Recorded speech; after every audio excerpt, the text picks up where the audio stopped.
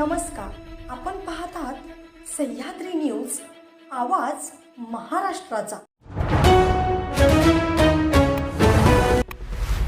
Solapur ST चालक व वाहक यांचा प्रामाणिकपणा, सोने चांदीचे दागिने केले परत।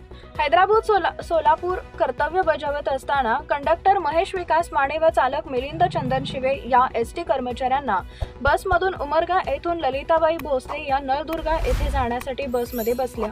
प्रवास करून नळदुर्गा येथे उतरल्यावर आपली दागिने असलेली पिशवी बसमध्ये राहिलं असल्याचं त्यांच्या लक्षात आले। नशीब दागिने सोबत मोबाईल फोन सुद्धा त्यासोबत होता। त्या मोबाईलद्वारे चालक व वाहक तसेच सोलापूर आगार प्रमुख बनसोडे यांनी संपर्क साधला व माहिती दिली असता ललिताबाई यांनी लगेच सोलापूर गाठले। योग्य खातर जमा केल्यानंतर दागिने व रोख रक्कम असा साधारण 5 लाख रुपये किमतीची वस्तू परत मिळाल्याने ललिताबाई यांच्या जीवात जीव आला।